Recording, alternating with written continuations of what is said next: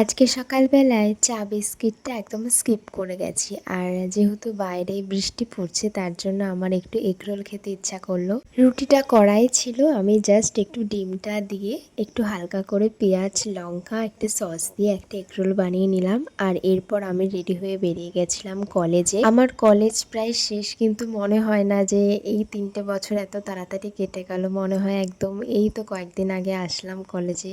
সত্যি একটা অদ্ভুত রকমের ব্যাপার লাগে।